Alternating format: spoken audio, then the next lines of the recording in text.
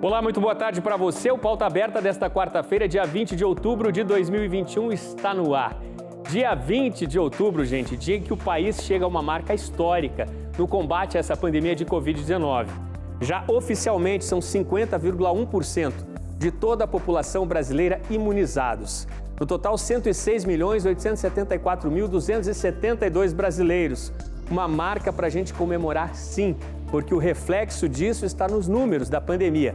Caindo em todo o país, várias cidades já há muitos dias sem registro de mortes. Em alguns estados isso acontece também. Os números foram divulgados no boletim extra a partir do levantamento feito diariamente pelo consórcio de veículos de imprensa.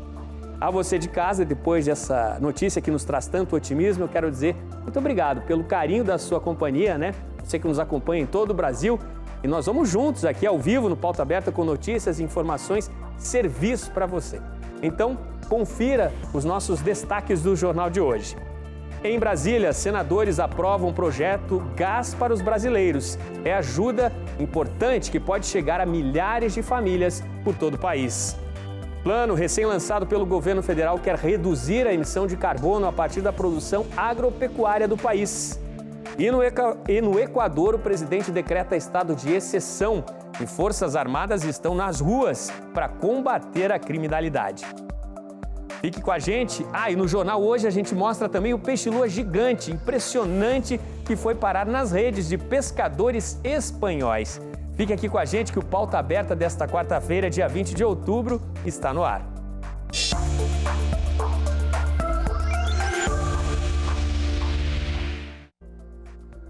E a gente começa com notícias de Brasília. O Senado aprovou esta semana o projeto Gás para os Brasileiros. Foram 76 votos a 1. De olho neste avanço tão preocupante no preço, muitas vezes acima dos R$100 do botijão de gás, o projeto que já passou no Senado poderá beneficiar milhares de pessoas de baixa renda. Olha só. As famílias inscritas no Cadastro Único para programas sociais com renda de até meio salário mínimo por cabeça ou com pelo menos um dos integrantes favorecido pelo benefício de prestação continuada vão ter parte do gás de cozinha custeado pelo governo. É o que prevê um projeto de lei aprovado no Senado e que ainda vai ter votação concluída na Câmara. A proposta cria o Programa Gás para os Brasileiros.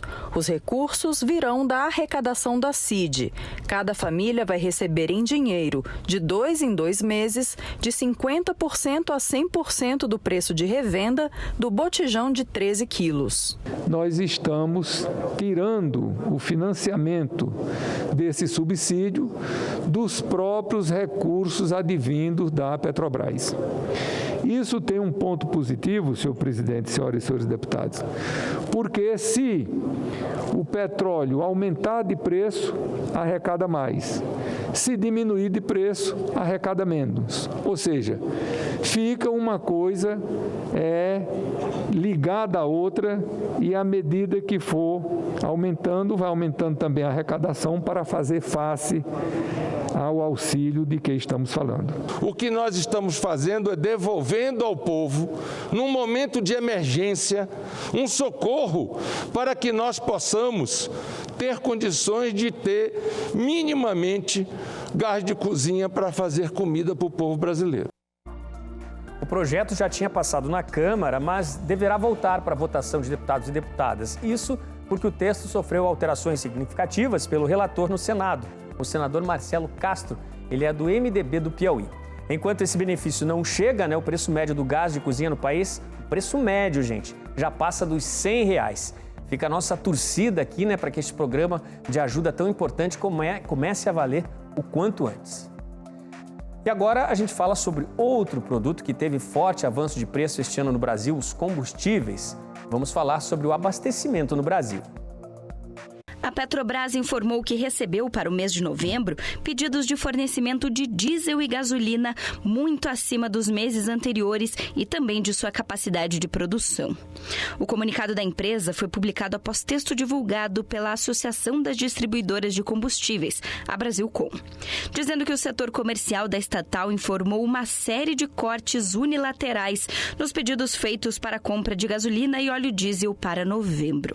Segundo a Petrobras, nos últimos últimos anos, o mercado brasileiro de diesel foi abastecido tanto por sua produção quanto por importações realizadas por distribuidoras, terceiros e pela companhia, que garantiram o atendimento integral da demanda doméstica. Porém, para o mês de novembro, a demanda está acima da capacidade da estatal. A Brasilcom sustentou em nota que houve maior demanda pelo diesel no mercado interno, com maiores pedidos para a Petrobras, porque o combustível no mercado externo está mais caro do que o valor praticado no Brasil. A Agência Nacional do Petróleo, Gás Natural e Biocombustíveis, a ANP, emitiu nota descartando, por enquanto, qualquer possibilidade de desabastecimento de combustíveis no mercado nacional. Pessoal, já falei no começo do programa, né, sobre esse aumento aí de mais de 50% da população vacinada. A gente vai voltar a falar agora sobre a vacinação contra a Covid-19. Isso porque, a partir de hoje, né, a Secretaria Municipal de Saúde de São Paulo começou a adotar um intervalo de 21 dias entre a primeira e a segunda dose contra a Covid-19 da vacina da Pfizer para pessoas acima de 18 anos de idade. O público estimado a ser beneficiado com essa redução no intervalo é de 80.804 pessoas. A redução do prazo de 56 para 21 dias não é válida para os adolescentes. Para os jovens de 12 a 17 anos de idade, o intervalo entre as doses permanece em 8 semanas. Segundo informações da Secretaria de São Paulo, a redução do intervalo foi possível porque a Prefeitura recebeu ontem 357.354 doses da vacina. O intervalo para a segunda dose da AstraZeneca continua sendo de 12 semanas e para a Coronavac continua a ser de 28 dias. E a gente continua a falar de vacinação. O Paraná recebeu novas doses do imunizante. Com isso, anunciou mudanças. O estado vai agora acelerar a vacinação de adolescentes de 12 a 17 anos sem comorbidades. O Paraná já iniciou a imunização de adolescentes de 12 a 17 anos sem comorbidade, utilizando apenas o remanescente da reserva técnica enviada em todas as remessas para os municípios.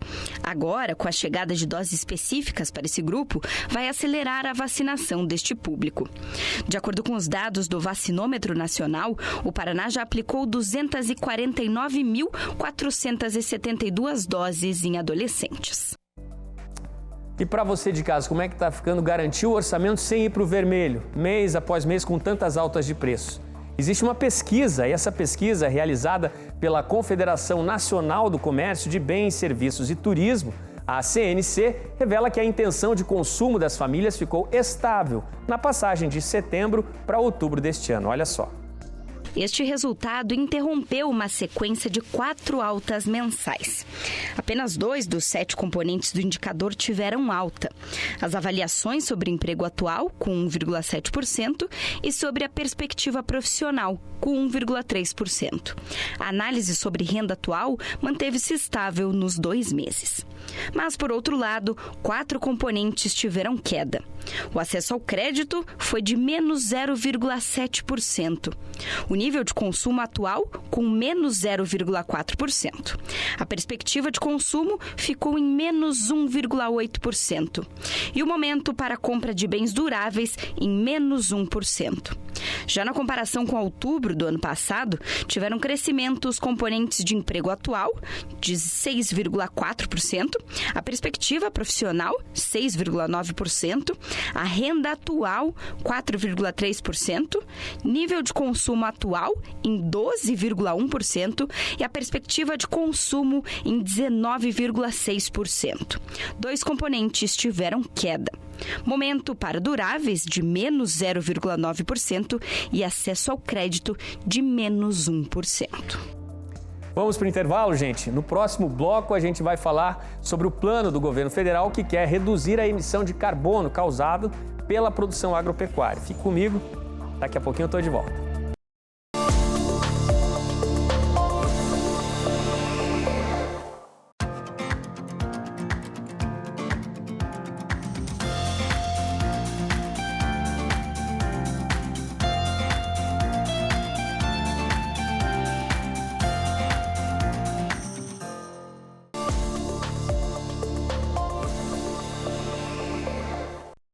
Pauta Aberta está de volta, é o seu noticiário da tarde aqui na TV Evangelizar, agora 4 horas e 46 minutos. E olha só, gente, que momento especial nesta quarta-feira no Vaticano. Um menino roubou a cena na audiência do Papa Francisco. Essa semana ele conseguiu se sentar ao lado do líder religioso e ganhou um solidel, aquele bonezinho sem aba, né, que o Papa usa, que é semelhante ao do Papa, o que ele ganhou. Ele se aproximou do Papa Francisco no começo da audiência. Os funcionários da segurança não tentaram impedi-lo. Claro, ficaram em alerta, né, um garoto se aproximando. Inicialmente, o menino apertou a mão do Papa, pulou para cima e para baixo de alegria. Quando ficou claro que ele queria ficar ao lado do Papa Francisco, Monsenhor Leonardo Sapienza, o chefe do protocolo, levantou-se e deu ao menino a cadeira à direita do Papa. O menino, que aplaudiu com entusiasmo quando se sentou ao lado do Papa, entrou e saiu do palco livremente, voltando ao centro várias vezes. O público continuava com o Papa lendo o discurso que ele fazia. Esse menino apontou diversas vezes para o chapeuzinho, né, o chamado solidel do Papa. As autoridades compreenderam o recado que ele deixou e ele recebeu um semelhante de presente. A plateia riu, aplaudiu e o Papa disse, abre aspas, agradeço a esse menino pela lição que deu a todos nós, que o Senhor o ajude em sua limitação à medida que ele cresce, porque que ele fez veio do fundo do coração.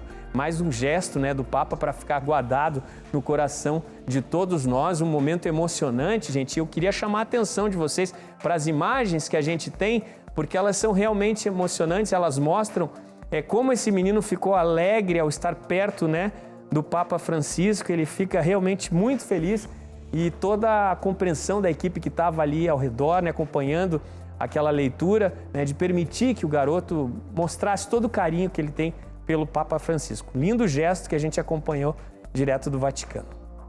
Mudamos de assunto agora, gente.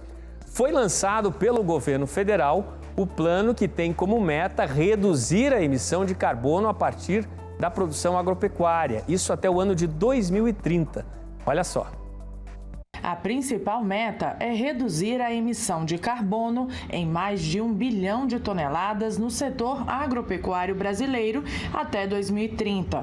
Para isso, o ABC+, pretende implementar tecnologias de produção sustentável em cerca de 73 milhões de hectares até o final da década, melhorando a renda do produtor rural e reduzindo ainda mais os impactos do agro nas mudanças climáticas. Trata-se de uma das mais ambiciosas políticas públicas da agropecuária do mundo, que traça metas ousadas para aprimorar a sustentabilidade da produção brasileira e manter o agro na vanguarda dos esforços de enfrentamento da mudança do clima. O ABC+, é a continuação do Plano ABC, que foi executado de 2010 a 2020.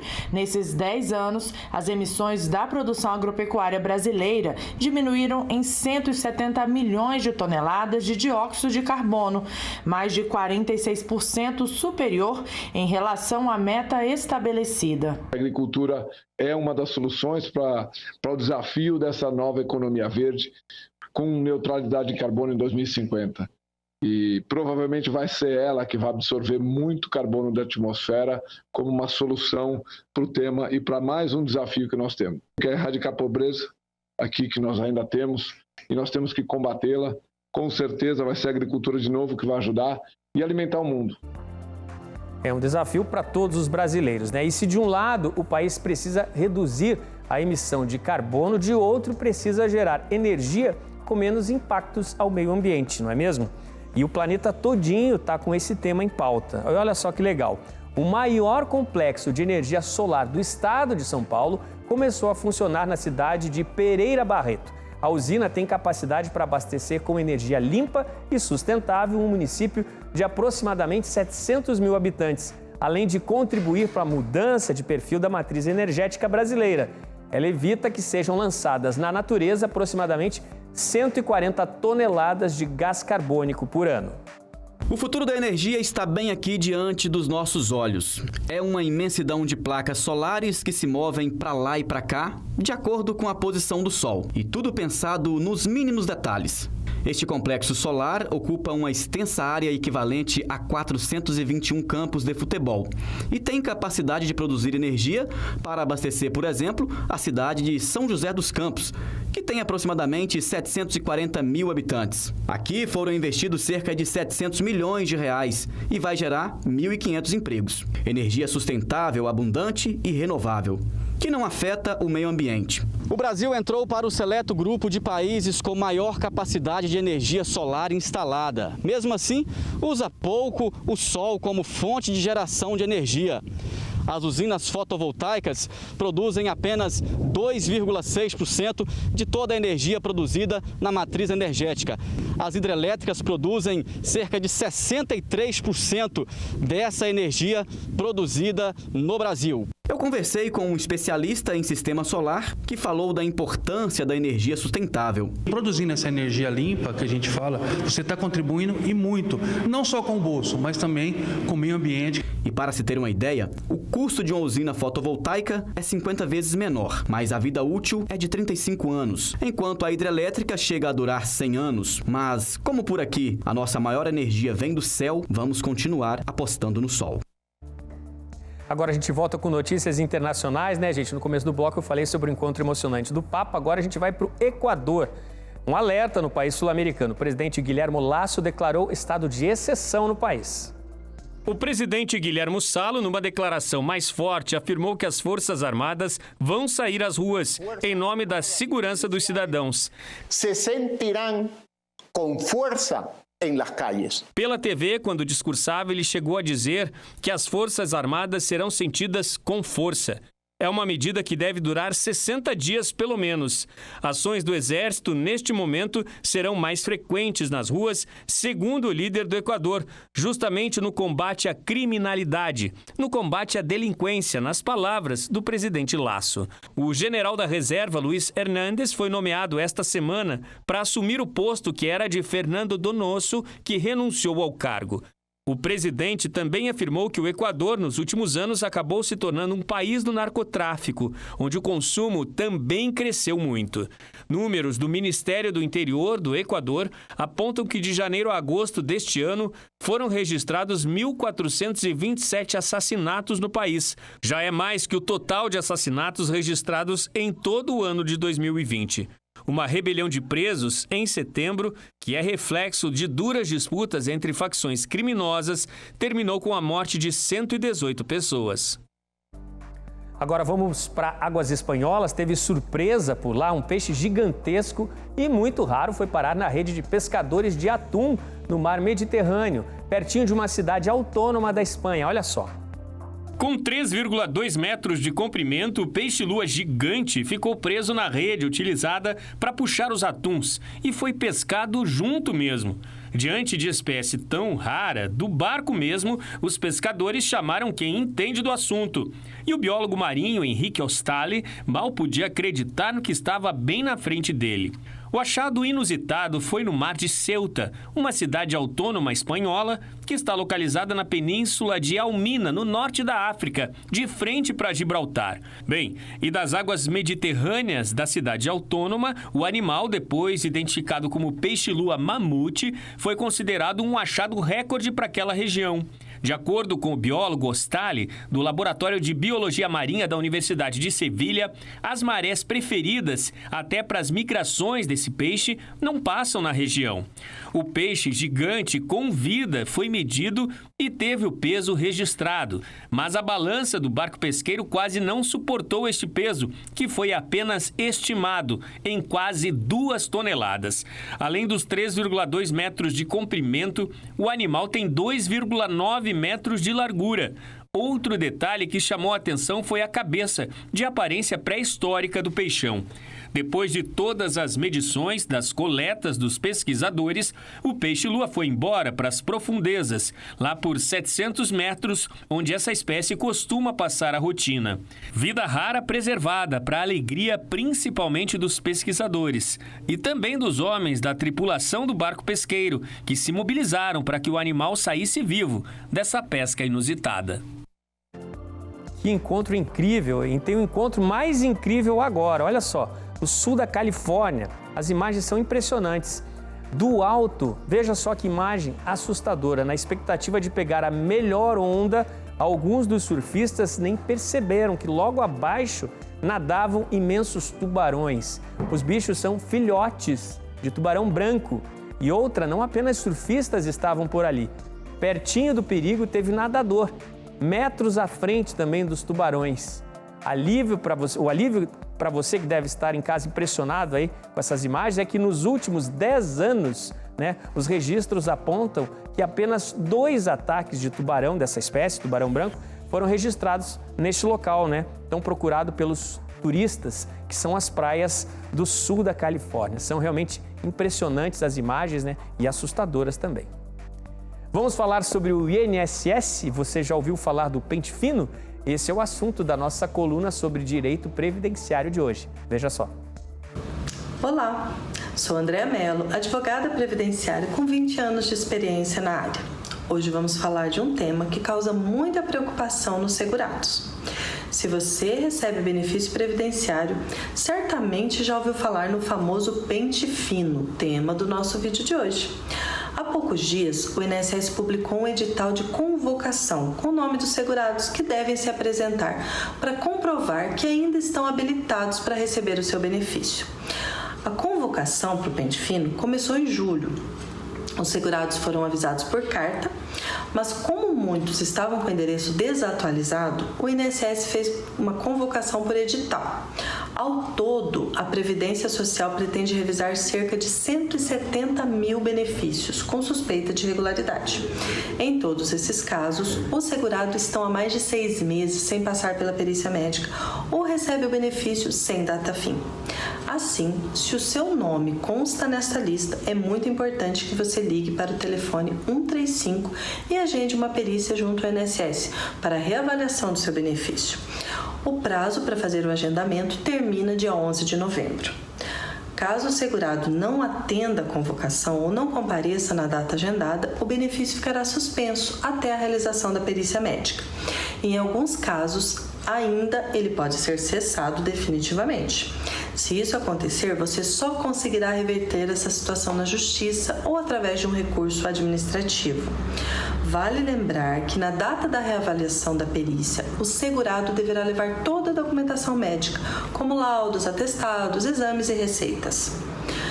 Para saber se o seu nome está na lista, acesse o Diário Oficial da União, que está disponível no site do Governo Federal. Sabemos que iniciativas como essa podem causar grande transtorno para os segurados, que depende do benefício para sobreviver e que tem dificuldade para conseguir a documentação médica e agendar a perícia, principalmente por conta da pandemia.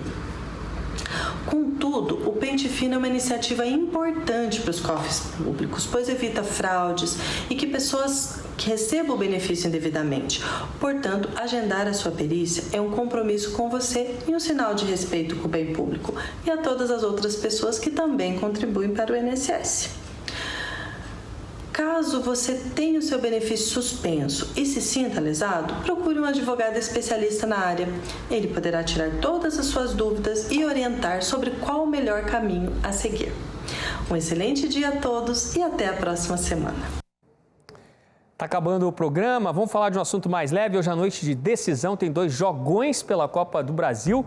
De um lado, em Curitiba, tem Atlético Paranaense e Flamengo. Em Belo Horizonte, o Atlético Mineiro recebe o Fortaleza.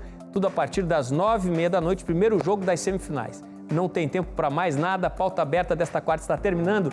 Tchau, muito obrigado pela sua companhia. A gente se vê amanhã, quinta-feira. Até lá!